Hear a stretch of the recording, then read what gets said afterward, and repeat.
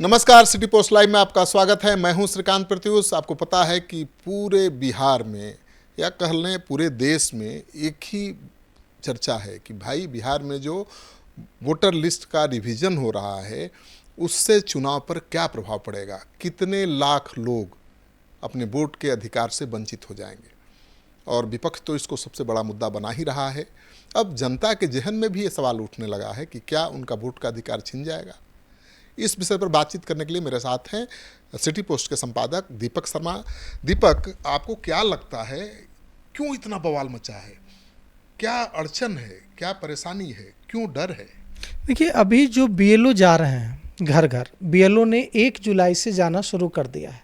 अब ये बीएलओ जब घर का दरवाज़ा खटखटा रहे हैं और घर से बाहर जब महिलाएं या पुरुष निकल रहे हैं और उनसे कहा जा रहा है कि डॉक्यूमेंट्स दीजिए, तो वहीं पर उनकी सिट्टी पिट्टी गुम हो जा रही है। उनको लग रहा है कि ये क्या है, उनसे पूछा जा रहा है किस तरह का डॉक्यूमेंट मांगा जा रहा है जो उनके पास नहीं है। उनके पास आधार कार्ड है, उनसे कहा जा रहा है कि आपको आधार कार्ड नहीं देना है, आधार कार्ड मान्य नहीं है। बहुत सारे लोग ड्राइवर हैं या जो ड्राइवर नहीं भी हैं उनके पास उन्होंने ड्राइविंग लाइसेंस बना रखा है, उनके पास कहा जा रहा है कि आपका ड्राइविंग लाइसेंस मान्य नहीं है। बहुत सारे लोगों के पास जो मतदाता जो उनका पहचान पत्र है वो उस दिखा के कह रहे हैं कि ये चलेगा, तो कहा जा रहा है कि ये भी मान्य नहीं है। अब सवाल उठता है कि जब ये मान्य नहीं है तो गरीबों को लग रहा है कि एक उपाय है, हो सकता है मनरेगा का जॉब कार्ड मान लें। तो मनरेगा का जॉब कार्ड दिखा रहे हैं तो वो कह रहा है बीएलओ कि मनरेगा का जॉब कार्ड भी मान्य नहीं है। तो लोगों का दिमाग खराब हो जा रहा है। उनको बताया जा रहा है कि चुनाव आयोग ने 3 कैटेगरी में जन्म तिथियों को डाला है और उसके हिसाब से तय किया है कि आपको ये 11 डॉक्यूमेंट देने होंगे।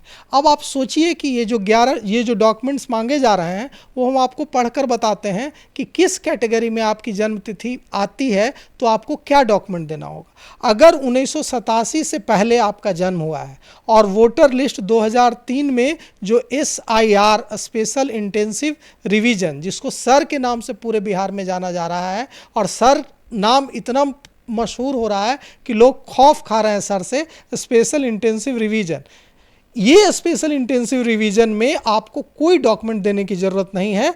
अगर 1987 से पहले आपका जन्म हुआ है और 2003 में वोटर लिस्ट में आपका नाम था तो आपको कोई डॉक्यूमेंट देने की ज़रूरत नहीं है। और इस श्रेणी में बिहार के 5 करोड़ लोग लगभग आते हैं, तो 5 करोड़ लोगों के लिए कोई दिक्कत नहीं है। तो टोटल बिहार में वोटर्स की कुल जो मतदाताओं की संख्या है वो है 8 करोड़। केवल अब 8 करोड़ में से 3 करोड़ लोगों को ही प्रमाण पत्र देना होगा, तो 5 करोड़ तो यहीं फ्री होगा।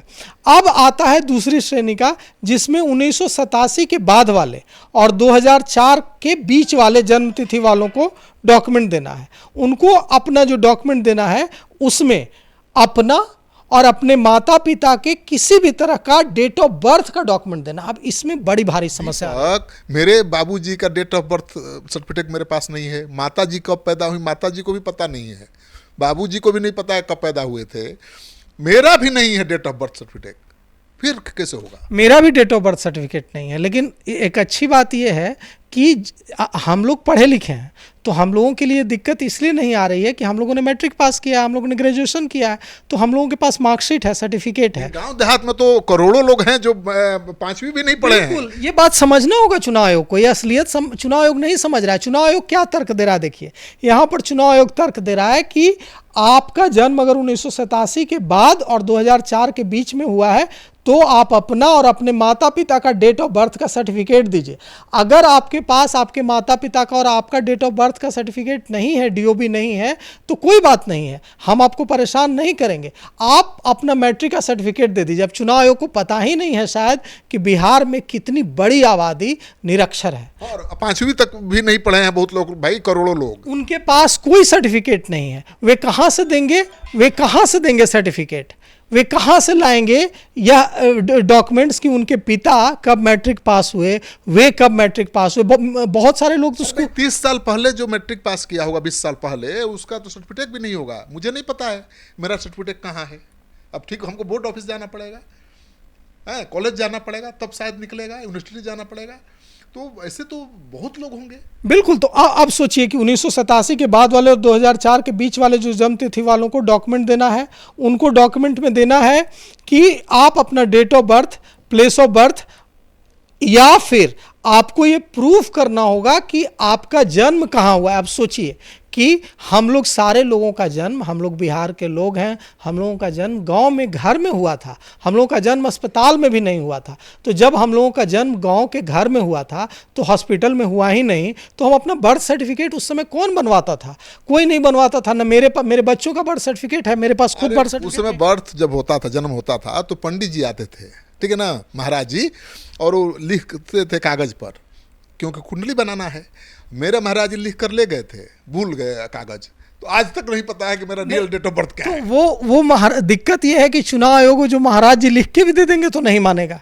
चुनाव आयोग को चाहिए कि आप किस अस्पताल में पैदा हुए, किस नर्स के असिस्टेंट से पैदा हुए, वो जो आपको जन्म प्रमाण पत्र बना कर देती है, तो 90% लोगों के पास नहीं है। अब सोचिए उसके बाद अगर आपके पास नहीं है तो आपको कम से कम रेसिडेंशियल सर्टिफिकेट तो दीजिए। रेसिडेंशियल सर्टिफिकेट मेरे पास तो नहीं है, आपके पास है क्या? नहीं है।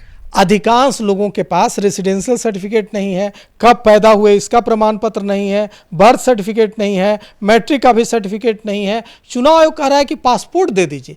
कैसी मूर्खता वाली बात है। की भी मान्यता शायद नहीं है। पासपोर्ट की मान्यता है, जो 11 डॉक्यूमेंट्स की सूची है उसमें पासपोर्ट रखा है। पासपोर्ट कितने लोगों के पास है? सोचिए बिहार में तो पासपोर्ट का नाम नहीं सुना होगा लोगों ने। बिहार में है पासपोर्ट लोगों के पास, लेकिन जो वोटर हैं 90% हम कह रहे हैं, गाँव में रहते हैं, मजदूरी करते हैं, रोजगार करते हैं, उनके पास सोचा भी नहीं होगा कि हमको विदेश जाना है, क्यों उन लगे पासपोर्ट। उन्हीं की बात हम कर रहे हैं। शहर पटना में तो लोगों के पास पासपोर्ट होगा, लेकिन हम अगर सिवान चले जाएंगे, अगर हम गया चले जाएंगे, मेरे गांव में तो पासपोर्ट करना, अगर हम पूछेंगे लोगों से जाके कि पासपोर्ट है तो वो कहेंगे कि कोर्ट तो हम कभी नहीं गए। सिवान में तो पासपोर्ट 30 to 40% लोगों के हैं, क्योंकि वहाँ के लोग तो रोजगार की तलाश में गल्फ में ही रहते हैं।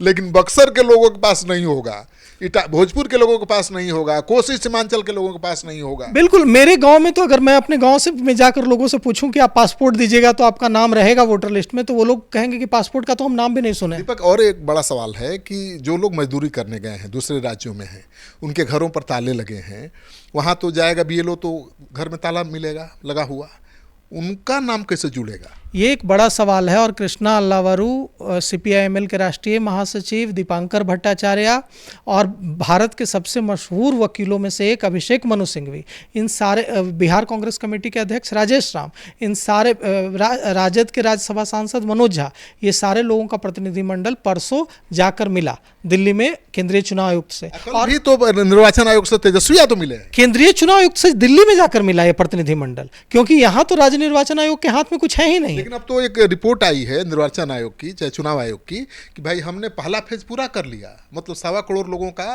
काम हो गया।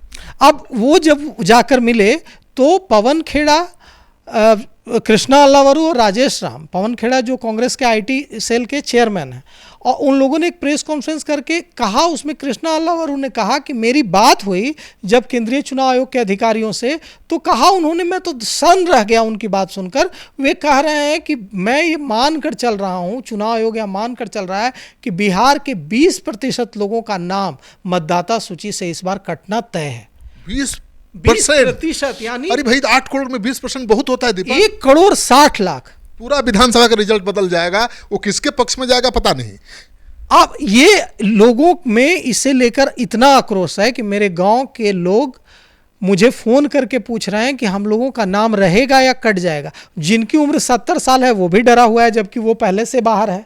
वो सब, हर कोई डरा हुआ है। ऐसी गफलत की स्थिति बनी हुई है। तो डर बहुत महंगा पड़ सकता है, बहुत महंगा पड़ सकता है ये डर। लोग इतना डरे हुए हैं, लोग खौफ में हैं, और चुनाव आयोग जिस तरह से लगातार अपने स्टैंड बदल रहा है उससे और ज्यादा कंफ्यूजन की स्थिति हुई है कि विपक्ष एक नैरेटिव सेट करने की कोशिश में है कि ये सब केंद्र सरकार के इशारे पर चुनाव आयोग कर रहा है।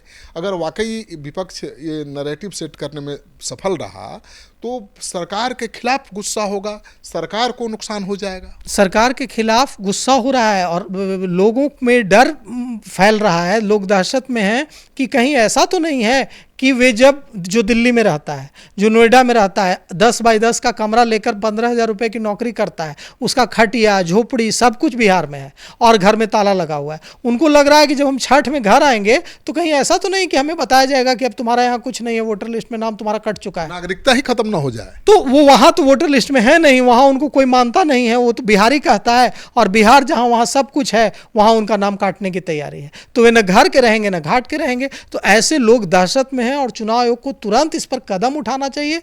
और बीएलओ खतरे में है। बीएलओ जो अभी हमारे संवाददाता ने खबर भेजी है कि कोसी सीमांचल के इलाकों में जब बीएलओ जा रहे हैं और दरवाज़ा ठकठका रहे हैं लोगों का, तो वे डरे हुए हैं बीएलओ भी, क्योंकि लोगों के प्रतिरोध का सामना करना पड़ रहा है। लोग उन्हें घेर ले रहे हैं, लोग उनसे सवाल कर रहे हैं कि आप कैसे इस तरह का काम कर सकते हैं। बीएलओ बेचारे कर्मचारी हैं, उनके हाथ में कुछ नहीं है, तो हम ये कहेंगे कि उनके साथ किसी तरह की मारपीट, किसी तरह का बुरा व्यवहार न करें। उन्हें उनसे जानकारी लेकर और अपनी बात चुनाव आयोग तक पत्र के माध्यम से या दूसरे माध्यम से पहुँचाएं। देखिए, जो बिहार के बहुत बड़े इलाके हैं कोसी सीमांचल, वो बाढ़ प्रभावित हैं। बाढ़ की नौबत अभी से ही आ गई है।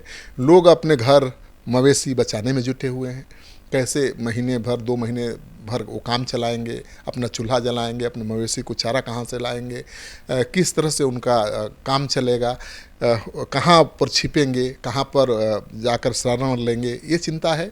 और ऐसे में कोई जाकर उनसे मांगे कि भाई आप प्रमाण पत्र दीजिए कि आप यहाँ के रहने वाले हैं, आप वोटर बनने के योग्य हैं, तो मुश्किल तो आएगी।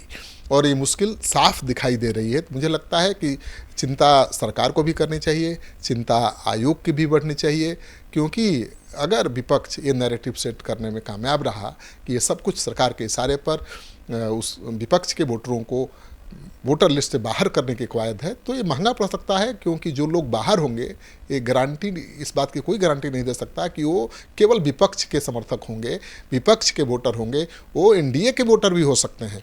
और उपेंद्र कुशवाहा, जीतन राम मांझी जैसे नेताओं ने भी तो चिंता जता दी है। जदयू के विधायक गोपाल मंडल ने कहा है कि इतनी ज़्यादा हालत खराब है, लोग घेर ले रहे हैं जब हम जा रहे हैं तो क्षेत्र में, कि नाम रहेगा या कट जाएगा। जो दलित नेता हैं, जो पिछड़े अति पिछड़े समाज के नेता हैं, वो भी डरे हुए हैं कि कहीं उनके वोटर का नाम न कट जाए, कहीं उनके वोटर लिस्ट से गायब न हो जाए। तो केवल नुकसान महागठबंधन का है, ये भी तय नहीं है। नुकसान महागठबंधन को भी हो सकता है और एनडीए को भी हो सकता है। इसलिए इस विषय को गंभीरता से लेने की दरकार है। और 25 दिन में 8 करोड़ लोगों के वोट का रिवीजन कर पाना मुझे लगता है कि बड़ा मुश्किल काम है। हालांकि चुनाव आयोग कह रहा है कि पहले फेज का रिवीजन का काम पूरा हो गया है, 2.25 करोड़ लोगों के डॉक्यूमेंट जमा करा लिए गए हैं और अभी भी 2.25 करोड़ से ज़्यादा वोटर हैं जिनका वोट का रिवीजन होना है, वोटर लिस्ट का रिवीजन होना है। उनमें से चुनाव आयोग ही कह रहा है कि 20% लोग तो गायब हो ही जाएंगे। मतलब 8 करोड़ में 20% लोग गायब हुए तो पूरे बिहार विधानसभा चुनाव का रिजल्ट ही बदल जाएगा। वो रिजल्ट किसी के पक्ष में हो सकता है, किसी के खिलाफ हो सकता है। अपना कमेंट जरूर दीजिए। इस खबर को ज़्यादा से ज़्यादा लोगों के साथ शेयर करिए ताकि लोगों की जो चिंता है वोटर लिस्ट रिवीजन को लेकर वो दूर हो सके और लोग निश्चिंत होकर अपना काम कर सकें।